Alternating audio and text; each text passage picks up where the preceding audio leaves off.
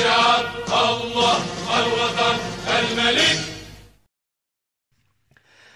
السلام عليكم الجنود، اهلا وسهلا بكم.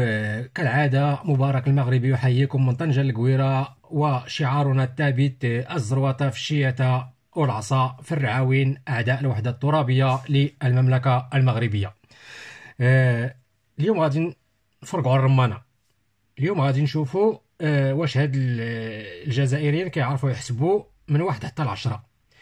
غادي نهضروا على قضيه الصحراء المغربيه الحبيبه، وقضية الجماعة الانفصالية مادموزيل بوليزاريو الجزائر.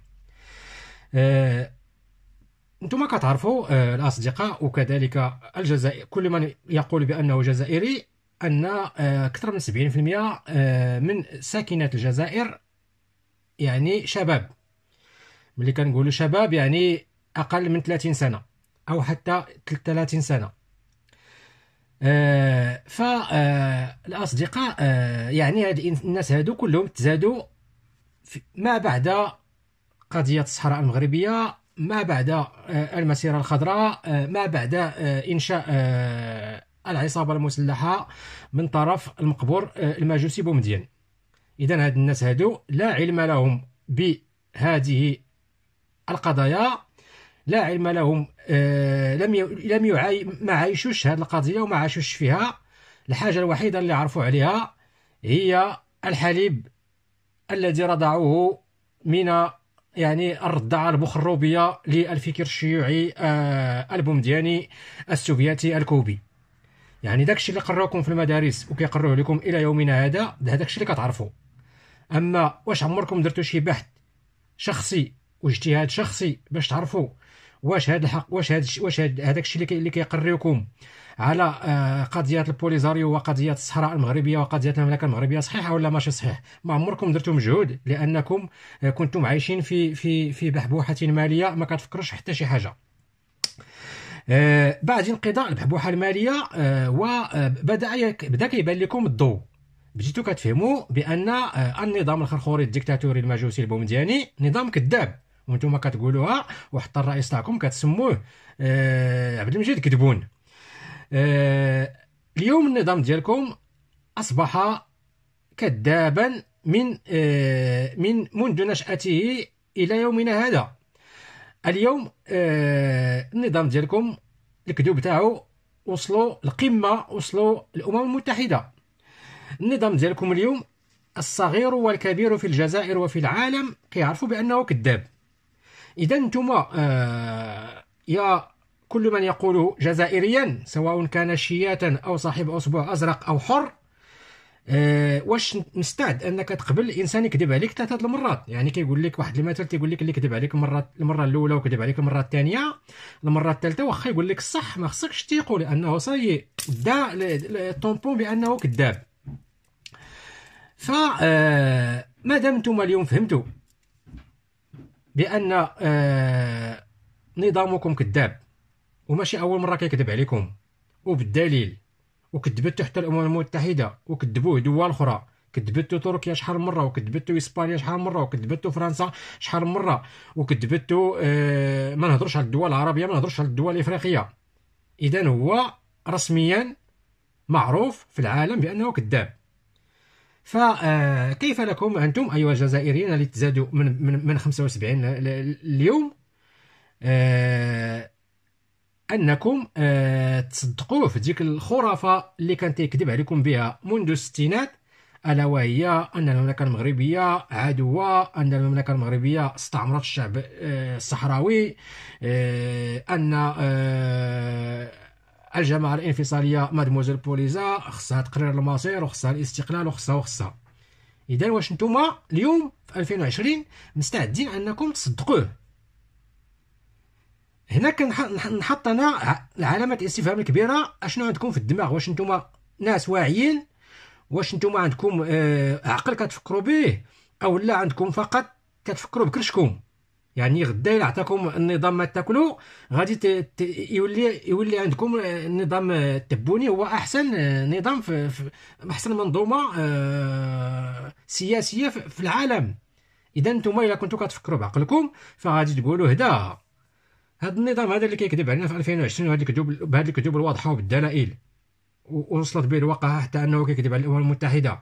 اذا كاع داكشي اللي قررنا في المدارس على قضيه البوليزاريو وقضيه الصحراء المغربيه وقضيه المملكه المغربيه اللي كتسموها انتم خوا وجيران، اذا ماشي صحيح. اذا كان هذا النظام هذا كان تيكذب علينا، لكن نتوما سبحان الله العظيم كتردوه كذاب في جميع يعني التدخلات ديالو، الا عندما يتكلم عن الجماعه الانفصاليه مادموزيل بوليزا، او يتكلم عن المحتجزين في مخيمات الذل والعار اللي على جبينكم الى يوم القيامه في جنوب تندوف. هنا كتسكتوا، هنا كديروا راسكم ما فاهمين والو، ما قاريين وما كتعرفوا تقراو وما كتعرفوا تبحثوا وما كتعرفوا تصنتوا. ما كتعرفوش تصنتوا علاش؟ كتعرفوا فوالا الاعتراف ديال عمار السعيداني. عمار السعيداني اللي كتعرفوه تولد في جبهة التزوير الوطني، رضع من بزولة ديال جبهة التزوير الوطني، ترعرع وكبر في جبهة التزوير الوطني، كبر مع العصابة، كلا مع العصابة، عجن مع العصابة كاع الكذوب ديالها، عجن معها كاع النفاق ديالها، بنى معها كاع المنظومة الفساد والخراب والسرقة والناب وكل ما عرفته الجزائر. يعني انتم يا ولاد الثمانينات لهاد الجي و70 و75 لهاد الجي، واش انتم كتعرفوا اكثر من عمار السعيداني؟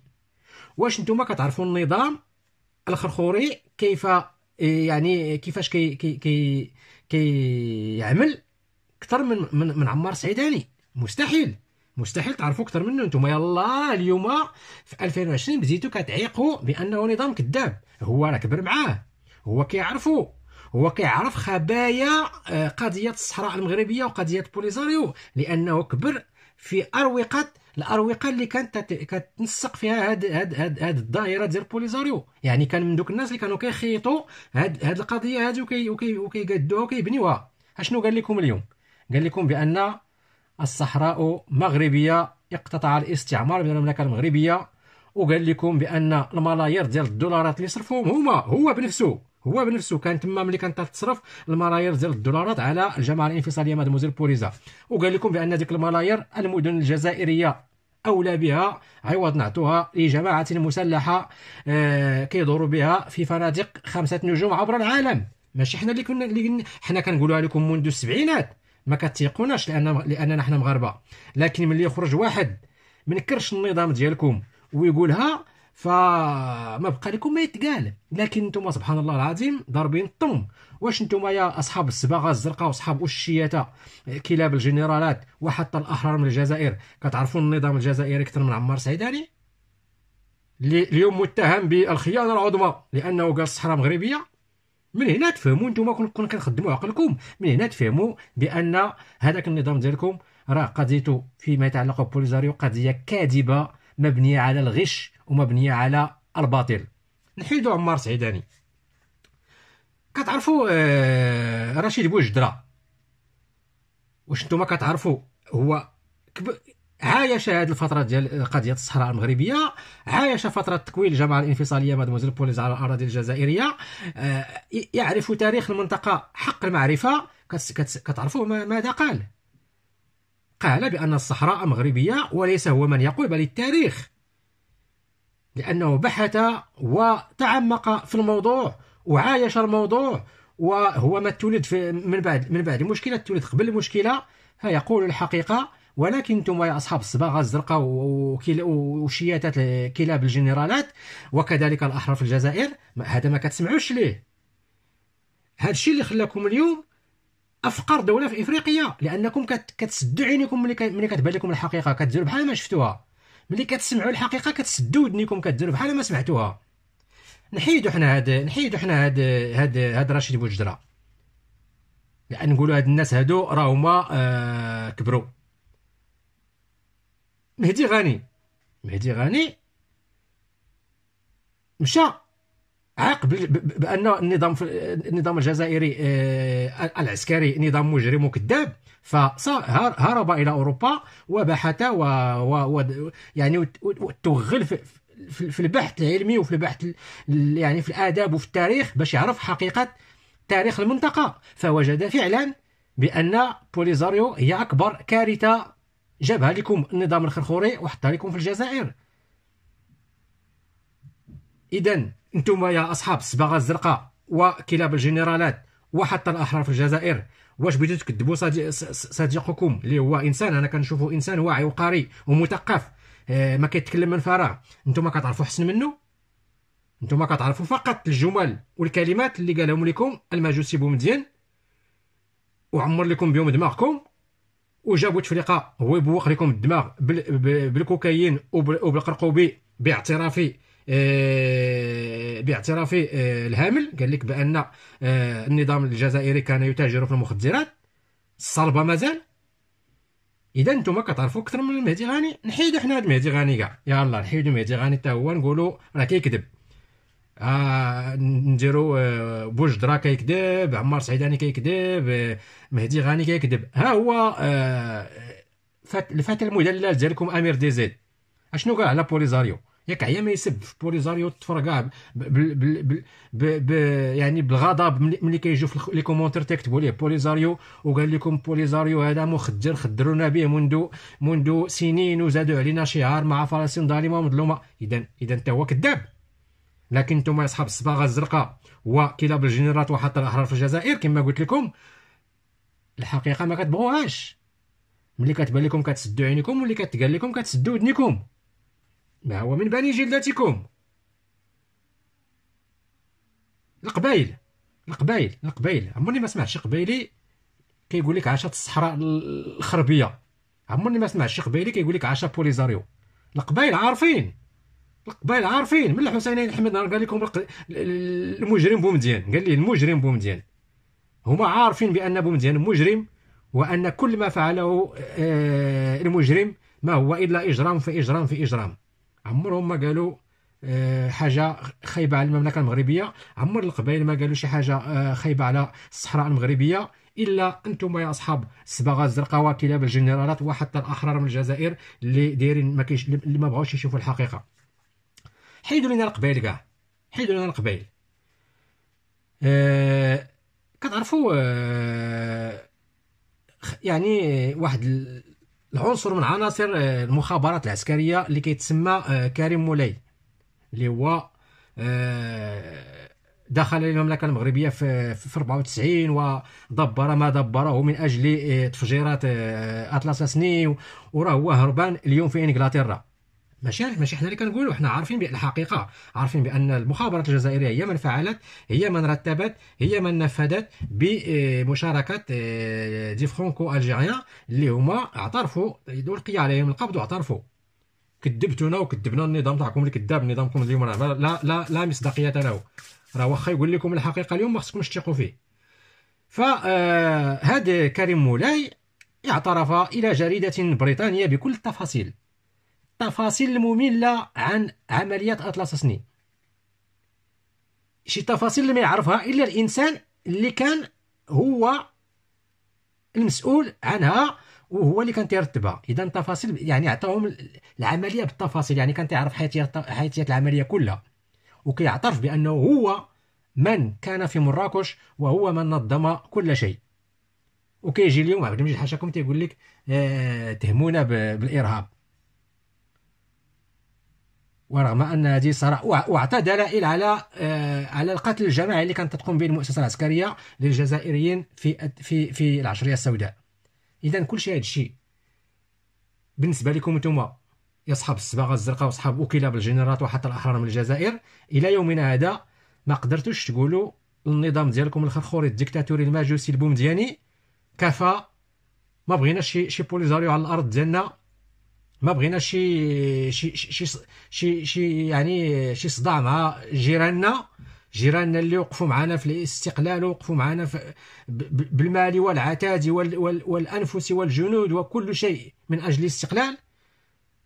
بركه كافه من الكذوب ديالكم، خرجوا علينا بوليزاريو، ما قدرتوش. هذا يدل على شيء، على انكم خبثاء. هذا يدل على شيء، انكم خوافين. هذا أنا عارف ومتأكد بأنكم تعرفون الحقيقة، لأن كل شيء يعني الحقيقة كتخرج من عندكم.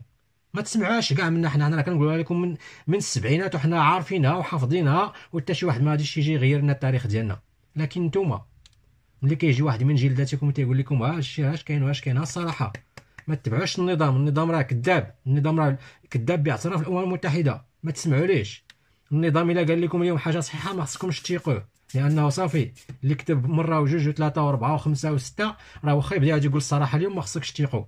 اذا الصحراء المغربيه بغيتوا ولا كرهتوا، وقلت لكم انا نضالكم يجب ان يبدا بشعار اسمه بوليزاريو ديجاج. الا بغيتوا تزعزعوا المؤسسه العسكريه، زعزعوها في الابنه الغير الشرعيه ديالها الجماعه الانفصاليه مادموزيل بوليزا. باش غتزعزعوها قولوا لهم شعار بوليزاريو ديجاج، كما كتقولوا لهم طبون مزور جابوا العسكر قولوا لهم بوليزاريو ديجاج. بركه 500 مليار دولار راه باش تبنيو الجزائر كامله، 500 مليار دولار راه باش تردوا الجزائر عاصمه يعني جنه. فين مشات؟ لا هي بانت على بوليزاريو، لا هي بانت على المحتجزين المغفلين المحبوسين المسجونين في مخيمات الدر والعار، لا هي بانت على مدينة تندوف. لا فين هي تبخرت؟ أكلتها الجماعة المسلحة وجنرالات اللي دايرين بها ومخابرات اللي دايرين بها. وانت يا الزوالي اليوم راك في الشارع تتجري تتقلب ما تاكل، وانت يا الزوالي كتجري كتقلب على بوطي، وانت يا الزوالي كتجري كتقلب على 2 ريال 2 دينار في البوسطه، وانت يا زوالي كتجري تقلب على شكواره سميد ولا حليب ولا بطاطا ولا ورغم ذلك ما قدرتش تخرج بجمله او بشعار يقول بوليزاريو ديجاج. حنا كنقولوها لك بوليزاريو غادي يديجاجي ان شاء الله، ولا عاشت جمهورية بوليزاريو على الأراضي الجزائرية لما ستنقسم في القريب العاجل بدستوركم الجديد. مبارك المغربي يحييكم وأحبكم في الله، وأقول لكم إلى فيديو قادم إن شاء الله، والسلام عليكم ورحمة الله تعالى وبركاته.